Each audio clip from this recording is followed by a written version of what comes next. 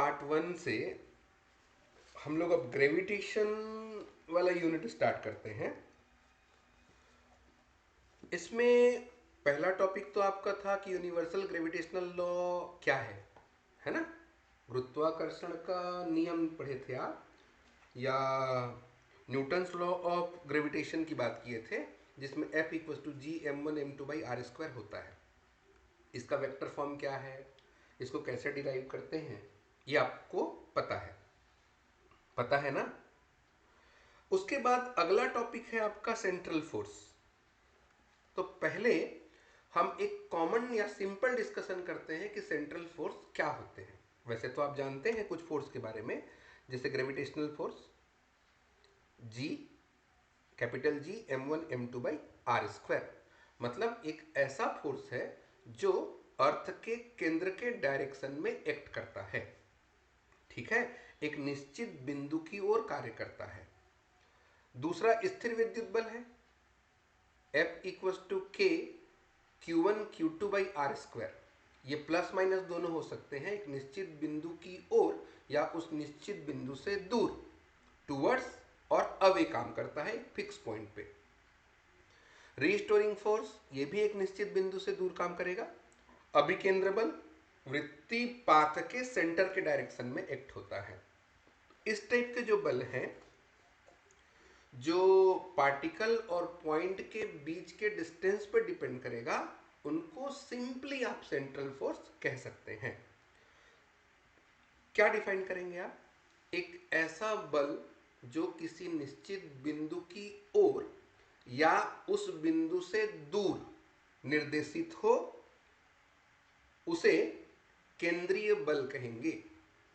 कोई भी बल सेंट्रल फोर्स हो सकता है अगर वो एक निश्चित बिंदु के ओर या उससे दूर काम करता हो।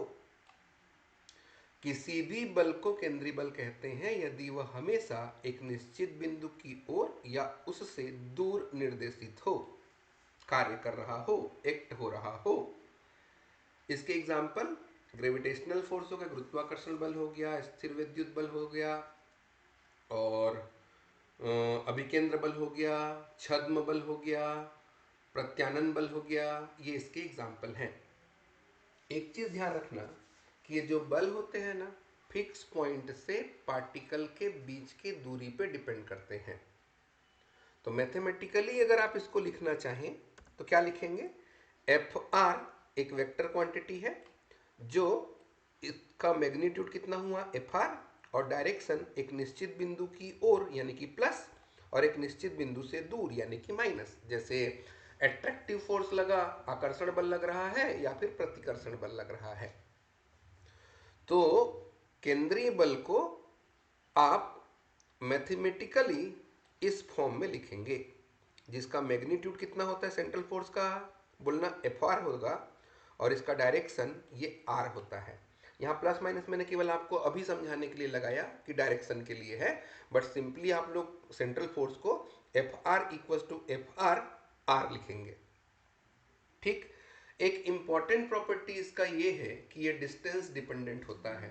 फिक्स पॉइंट से पार्टिकल के बीच का डिस्टेंस कितना है, उस बात पे फोर्स की वैल्यू डिपेंड करेगी।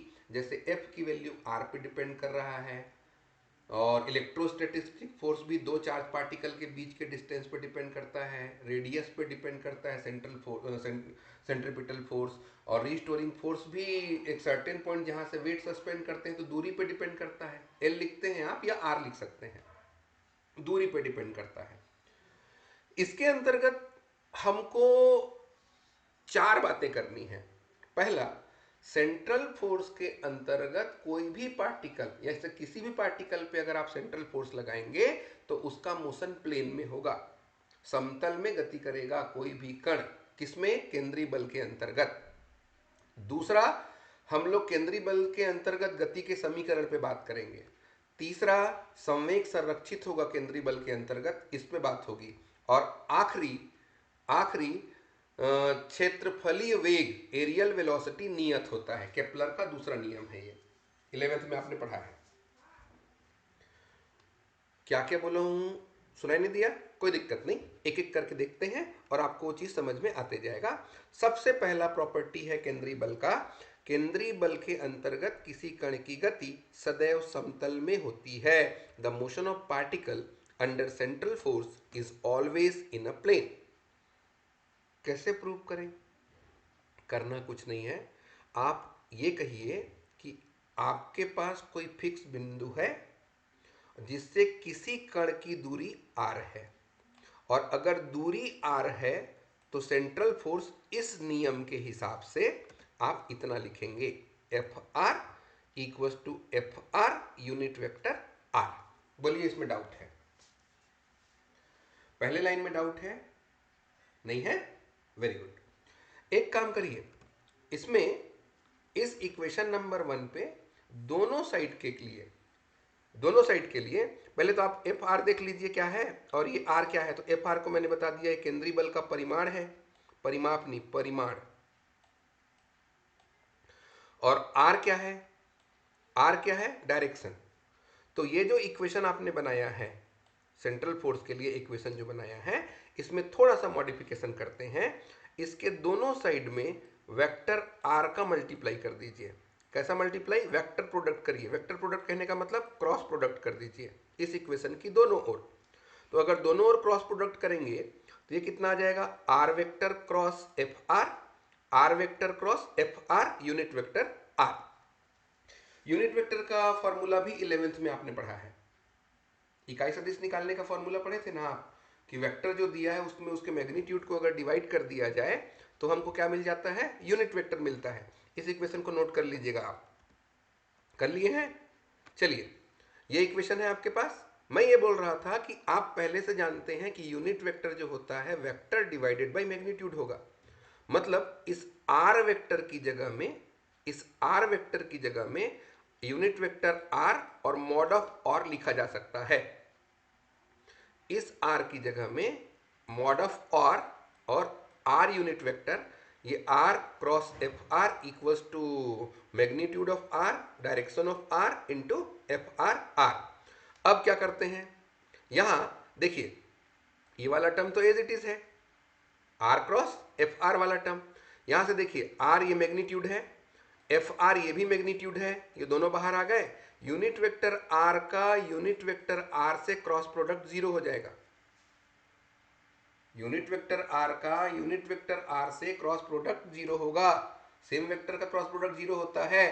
कहने का मतलब आर क्रॉस एफ आर की value zero, R cross F R की वैल्यू जीरो। लगभग सॉल्यूशन हो गया है। इसमें थोड़ा सा अपना वाला फ्लेवर डालेंगे। कैसे? न्यूटन का अगर आप नियम जानते होंगे, द्वितीय नियम, तो बल की परिभाषा क्या होती है? अगर आपके पास कोई पार्टिकल है, उस पार्टिकल का मास m है, तो न्यूटन के नियम से बल की वैल्यू कितनी होगी? तो आप बोलेंगे m इंटू ए।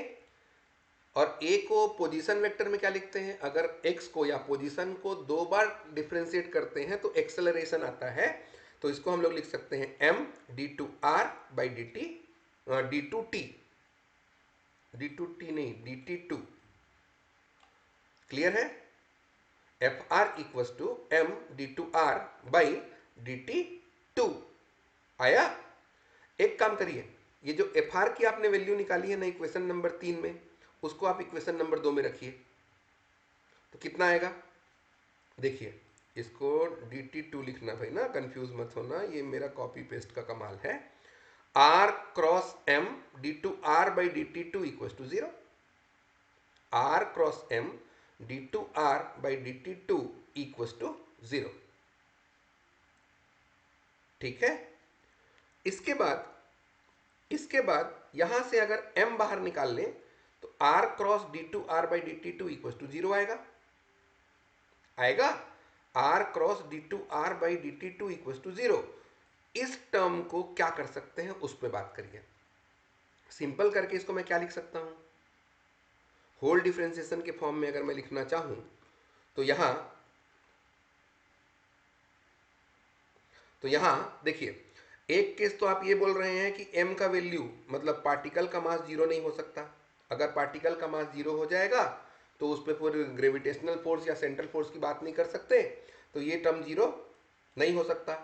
इसका मतलब इन दोनों का प्रोडक्ट जीरो आ रहा है, तो ये वाला टर्म जीरो होना चाहिए। क्योंकि ये जीरो नहीं हो सकता है, इसलिए सेकेंड टर्म क्या हो जाएगा, जीरो हो जाएगा।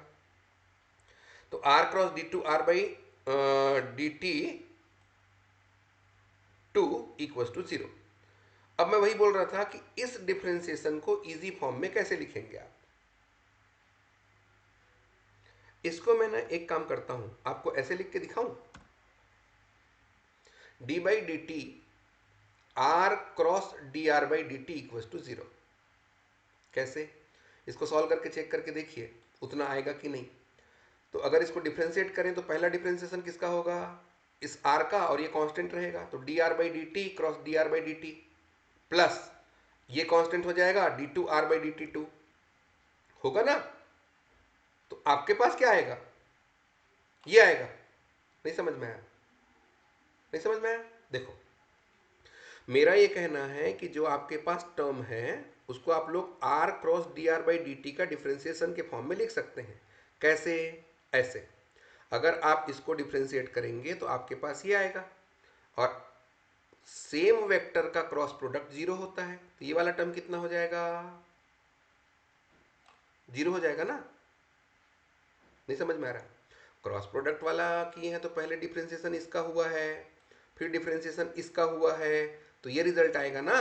तो सेम वेक्टर को अगर क्रॉस प्रोडक्ट करेंगे तो जीरो, मतलब ये वाला टर्म जीरो, और ये वाला टर्म आप लिखे थे अभी पिछले पेज में। तो R cross D two are by D T two की जगह मैं ये चीज लिख सकता हूं, बोलो हाँ। और जब मैं ये चीज लिख सकता हूं तो इस टर्म का डिफरेंशिएशन जीरो आ रहा है, कहने का मतलब किसका डिफरेंशिएशन जीरो होता है, कांस्टेंट का, कांस्टेंट का। तो R cross D are by D T की वैल्यू कितनी, एक कांस्टेंट है, कांस्टेंट है, तो दो वेक्टर का क्रॉस प्रोडक्ट सी है। समझना, दो वेक्टर का अगर आप लोग क्रॉस प्रोडक्ट कर रहे हो तो आपको सी मिलता है। और पता है क्रॉस प्रोडक्ट का डायरेक्शन कितना होता है, जिस समतल में ये दो वेक्टर रहेंगे उसके लंबवत होगा इसका डायरेक्शन। क्रॉस प्रोडक्ट का डायरेक्शन तो पता है ना आप लोग, वेक्टर जब पढ़े थे तो मैं बताया था कि जिस तल में दो वेक्टर रहेंगे, ए और बी अगर दो वेक्टर हैं और उनका प्रोडक्ट सी आता है तो सी का डायरेक्शन प्लेन के परपेंडिकुलर होगा। कहने का मतलब मेरा ये है, मेरा कहने का मतलब ये रहा कि आपका ये जो दो वेक्टर हैं ये दोनों मिलके जो प्लेन बनाएंगे उसके लंबवत सी होगा। तो इससे क्लियर हुआ कि आपका जो कण है जिसपे सेंट्रल फोर्स एक्ट कर रहा है उसका जो मोशन होगा वो प्लेन में होता है। क्लियर हुआ, क्लियर हुआ ना, कि बीच में एक आध दो डाउट आ रहा था, मैं कुछ बोल रहा था लिख कुछ और रहा था, ऐसा तो नहीं लग रहा, नहीं लग रहा। आगे चलो, सेम इसी तरीके से नेक्स्ट टॉपिक आपका ये है, केंद्रीय बल के अंतर्गत गति का समीकरण, equation of motion under central force. देखिए मान लेते हैं आपके पास कोई पार्टिकल P है जिसका कार्तिक निर्देशांक x और y है, कार्टेशियन कोऑर्डिनेट, और पोलर कोऑर्डिनेट r और थीटा है। P एक पार्टिकल है जिसका मास m है, इसका कार्टेशियन कोऑर्डिनेट x और y है, पोलर कोऑर्डिनेट r और थीटा है। बोलिए ठीक, मतलब ये x है, ये y है, ये r है और ये थीटा है। आपको तो एक चीज पता है कि x की वैल्यू कितनी होगी, तो बोलेंगे r cos थीटा। y की वैल्यू कितनी होगी, r sin थीटा। r की वैल्यू कितनी होगी, xi प्लस वाई जे, xi प्लस वाई जे। ये जानते हैं ना, जूनियर क्लास में आप पढ़ चुके हैं कि अगर ये त्रिभुज ले लें, देखिए ये वाला, तो आधार कितना होगा, अगर कर्ण का मान r है तो आधार कितना हो जाएगा, r cos थीटा, बोलो हाँ। और उसी तरीके से y का मान क्या हो जाएगा, r sin थीटा। और r का मान कितना होगा, तो r का कंपोनेंट इधर कितना होता है, वाई जे, और इधर कितना होता है, एक्स आई। तो r की वैल्यू कितनी, एक्स आई प्लस वाई जे। और अगर दोनों को स्क्वायर कर दे तो आर स्क्वायर का वैल्यू भी निकाल सकते हैं आप, निकाल सकते हैं ना। तो चलिए पहले इसको लिख लीजिए कि आपके पास P एक पार्टिकल है, और वो जो P पार्टिकल है उसका किसी भी टाइम t पे एक्स वाई प्लेन में कार्टेशियन और पोलर कोऑर्डिनेट एक्स वाई और आर थीटा है। और हम जानते हैं कि x का मान कितना होगा, आर कॉस थीटा, और y की वैल्यू कितनी होगी, आर साइन थीटा। और r की वैल्यू भी लिख लेना आप, नहीं तो कंफ्यूजन होगा। r की वैल्यू कितनी होगी, तो लिख लेना एक्स आई प्लस वाई जे, बोलो हाँ, या इन दोनों को स्क्वायर करके अगर ऐड कर दें तो X square plus Y square R square cos square theta plus sine square theta यानी कि 1। तो आर की वैल्यू R square equal to X square plus Y square होता है, ये हमको पता है। इसी तरीके से अगर मैं बात करूं, चूंकि आर की वैल्यू को आपने इतना कहा, तो वी की वैल्यू याद है कितना होता है? वी का value V x i plus V y j. तो एक्सेलरेशन का वैल्यू कितना होगा? ए एक्स आई और ए वाई जे। ये तो बात हो गई कार्टेशियन कोऑर्डिनेट में। पोलर कोऑर्डिनेट में कितना होगा? इसके दो हैं, आर, तो ए आर आर और ए थीटा थीटा। एक्सेलरेशन को कार्टेशियन कोऑर्डिनेट में अगर लिखेंगे तो A x i plus A Y जे होगा।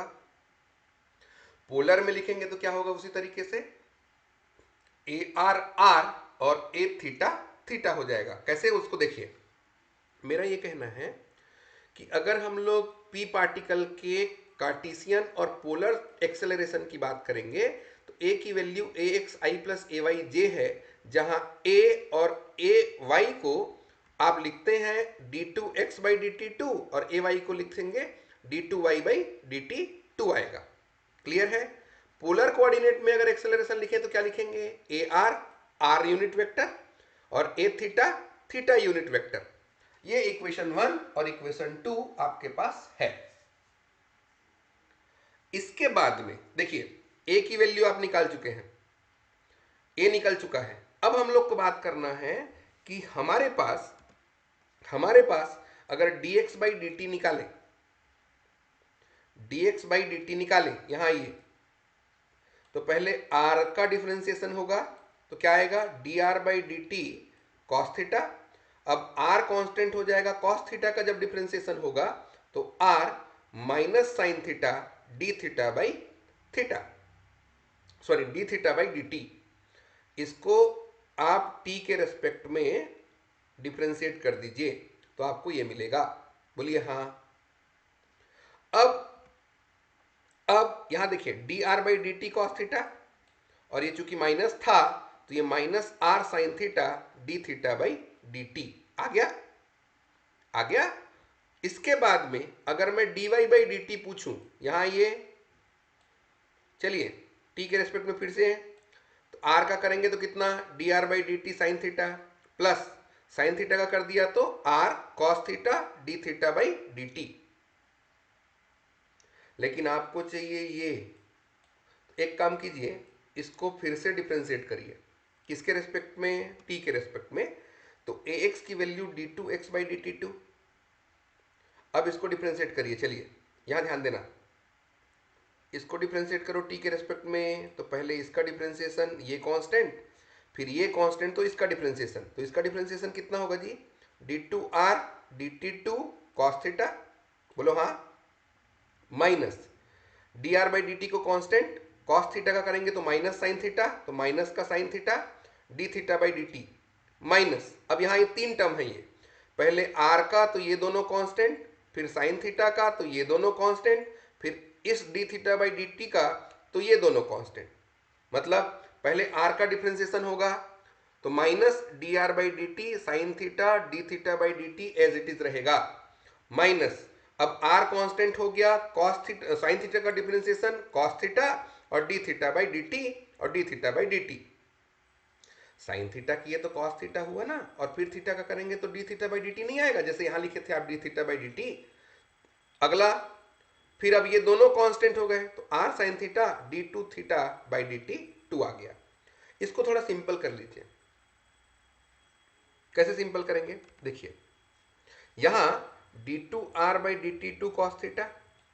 अब देखिए D R by D T sine theta D theta by D T, D are by D theta sine theta दोनों same है, दोनों माइनस में है तो दोनों ऐड हो गए, minus two sine theta d are by D T D theta by D t minus r sine theta D theta by D T का स्क्वायर।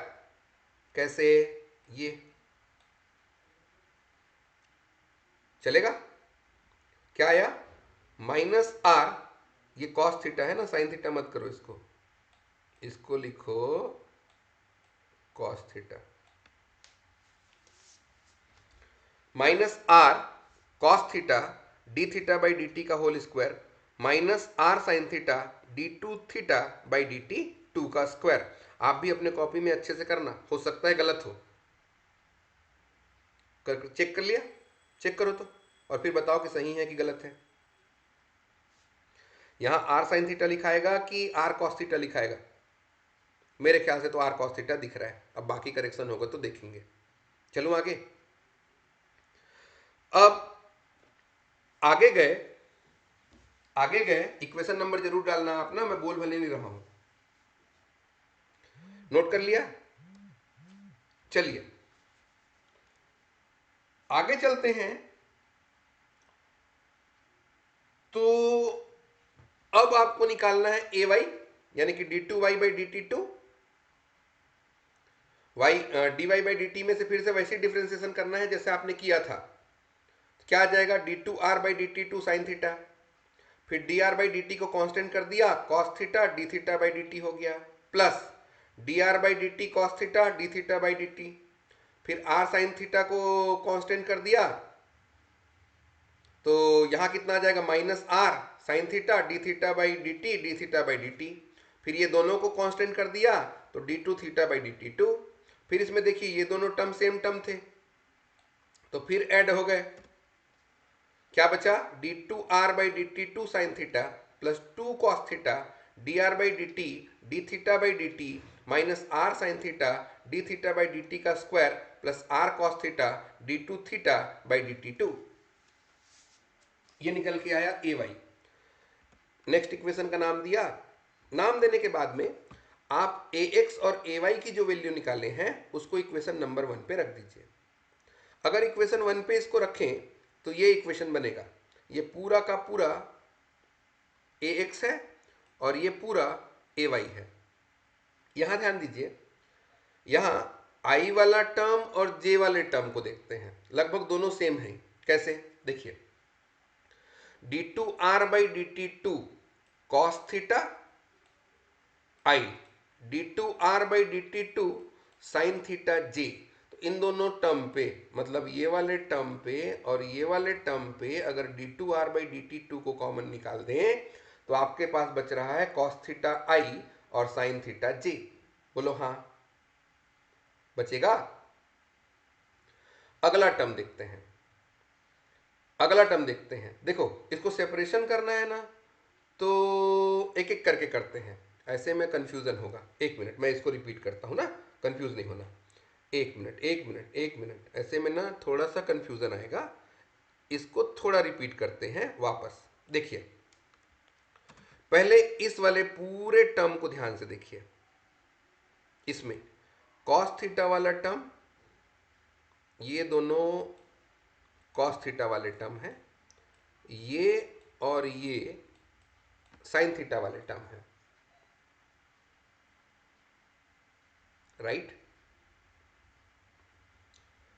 वैसी इधर देखिए तो क्या बोलना चाह रहा हूं मैं बोलना चाह रहा हूं कि यहां से कॉस थीटा कॉमन निकालिए। इन दोनों में जो बच्चे का एक ब्रैकेट में रखिए, यहां से साइन थीटा कॉमन निकालिए, जो बचेगा उसको ब्रैकेट में रखिए। वैसे ही देखिए, इसमें साइन थीटा कॉमन निकालिए और इसमें भी साइन थीटा कॉमन निकालिए। इन दोनों में कॉस थीटा कॉमन निकालिए और सॉल्व करिए। क्या बचा? देखिए, D two are by D T two minus R D theta by D T का होल स्क्वायर, ये वाला टर्म और ये वाले टर्म पे कॉस थीटा अगर बाहर निकल जाएगा तो कॉस थीटा आई हो गया। Two D R by D T D theta by D T और r D two theta by D T two, ये निकाल के साइन थीटा बाहर आ गया। सिमिलरली इन दोनों टर्म पे अगर साइन थीटा बाहर आ जाएगा तो साइन थीटा जे हो गया। D two are by D T two minus R D theta by D T का होल स्क्वायर प्लस इन दोनों टर्म की अगर बात करें तो इस टर्म और इस टर्म की, तो कॉस थीटा बाहर आ गया और ये निकल गया। यहां पे ये वाला टर्म देखिए, अब ये वाला टर्म और ये वाले टर्म, तो इसको अगर कॉमन निकाल दें, D two R D T two minus R D theta by D T का होल स्क्वायर कॉमन निकलेगा, तो sine theta cos theta I और साइन थीटा जे दोनों का सम, और जब इसको कॉमन निकालेंगे, इस टर्म को, थोड़ा फोकस करना ना, इस टर्म को कॉमन निकालेंगे तो कितना आ रहा है, कॉस थीटा जे और माइनस में साइन थीटा आई। बोले डाउट है, ये वाले टर्म और ये वाले टर्म में इसको कॉमन निकाल दिए तो ये बना और ये बना। आप जानते हैं आर की वैल्यू कितनी होती है, साइन थीटा आई, यहां पे कितना है, कॉस थीटा आई और साइन थीटा जे, और दूसरा कितना है, कॉस थीटा आई माइनस साइन थीटा जे। यही आएगा कि चेक करो तो क्या आएगा, यही आएगा ना, कॉस थीटा आई बाहर निकला है और यहां पे कितना निकला है, साइन थीटा जे निकला है, और दूसरा इसके साथ, इसको चेक कर लो भाई, मेरे को थोड़ा कंफ्यूजन हो रहा है एक्चुअली कि कैसे आ रहा है, ये मेरे दिमाग में है, शायद सही है कि शायद गलत है, सही है ना। इसके बाद अगला टर्म, अगले टर्म में इसको निकाल दिए, ये कॉमन निकला तो ये साइन थीटा आई निकलेगा, माइनस में साइन थीटा आई और ये cos theta J, 2 dr/dt d θ/dt plus r d2 θ/dt2। Check कर लो, चेक करो, सही गलत, हाँ ना, जो भी है सब सही। चलिए, ये पोजीशन को दिखाएगा, ये यूनिट वेक्टर आर हो गया, ये किसको दिखाएगा, थीटा को, ये किसको दिखाएगा, थीटा को। कैसे आता है, कोऑर्डिनेट सिस्टम में हमने इसको देखा है, पोलर कोऑर्डिनेट सिस्टम और कार्टेशियन कोऑर्डिनेट सिस्टम जब कंपेयर करते हैं तो आपके पास ये वाला टर्म कितना हो गया आर और ये वाला टर्म कितना हो गया थीटा। इसको आप इक्वेशन 2 से कंपेयर कर दीजिए, याद है इक्वेशन 2, इक्वेशन 5 को इक्वेशन 2 से कंपेयर करिए, इक्वेशन 2 ये है, तो ए आर की जगह कितना, d2r/dt2 minus r d θ/dt का होल स्क्वायर, और ए थीटा की वैल्यू कितनी, 2 dr/dt d θ/dt plus r d2 θ/dt2। फिर अब क्या करें, इसके बाद में एक काम करते हैं, क्या क्या, इसके बाद में हम लोग यहां लिखते हैं ए आर की वैल्यू और ए थीटा की वैल्यू। ए आर की वैल्यू ये पूरा का पूरा ए आर और ए थीटा ये पूरा का पूरा ए थीटा है। लिख दूं, लिखूं, ये ए आर की वैल्यू इक्वेशन 6, ए थीटा की वैल्यू इक्वेशन 7। अब न्यूटन के दूसरे नियम से m द्रव्यमान का अगर कोई कण है तो उस पर लगने वाला बल कितना होता है जी, एम ए की वैल्यू A R R A theta theta, A R और ए थीटा के टर्म पे आपने फोर्स को डिफाइन कर दिया, मतलब M A R unit vector R, M A theta unit vector theta. केंद्रीय बल की परिभाषा से आप लोग पहले ही जानते हैं, केंद्रीय बल की परिभाषा से आप लोग पहले ही जानते हैं कि एफ आर जो होता है, F R unit vector R होता है। एफ आर की वैल्यू अगर यहां रख दूं, इस वाले वैल्यू को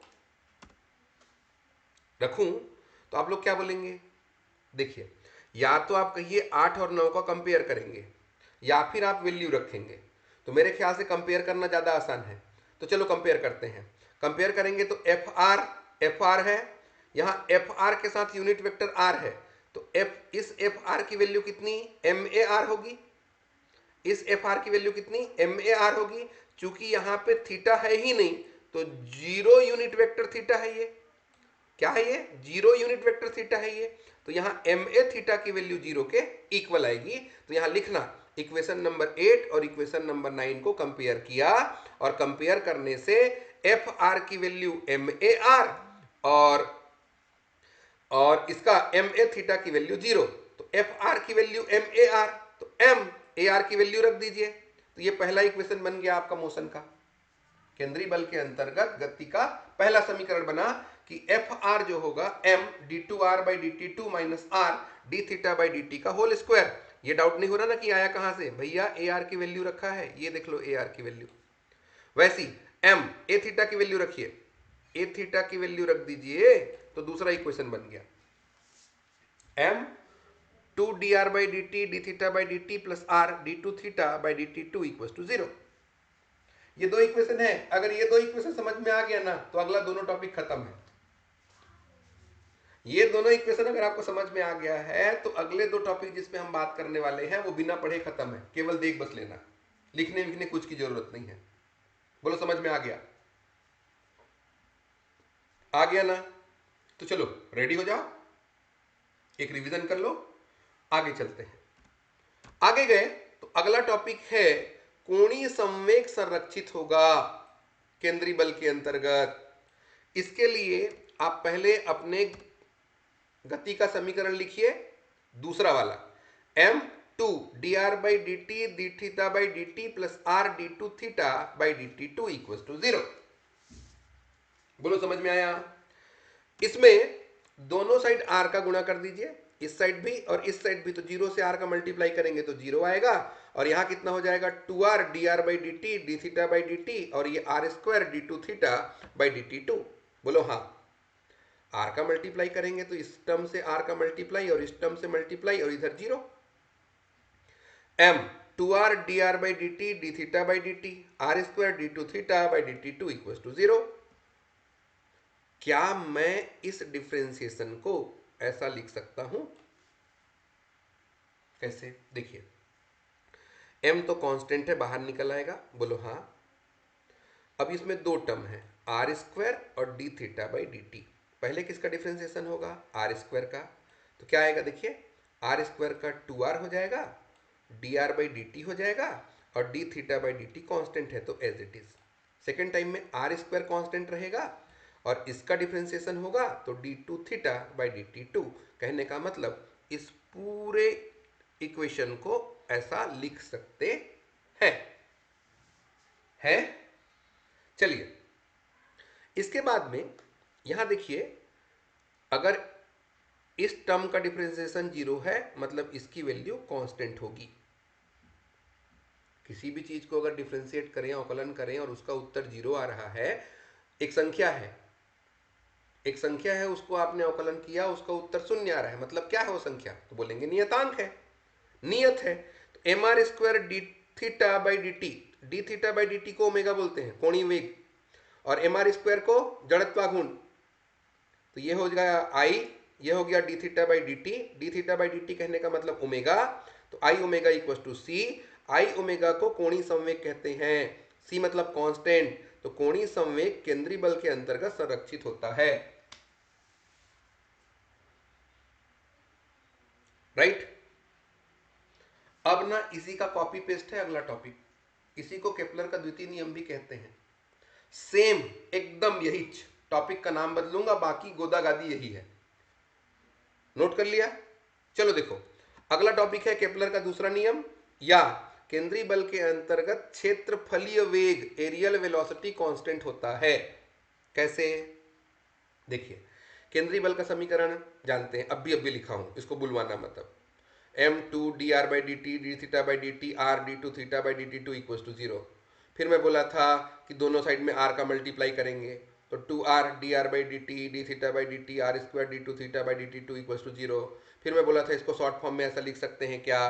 तो आप लोग बोले हाँ सर लिख सकते हैं, क्योंकि इसका अगर डिफ्रेंसिएशन करेंगे तो सेम यही आता है।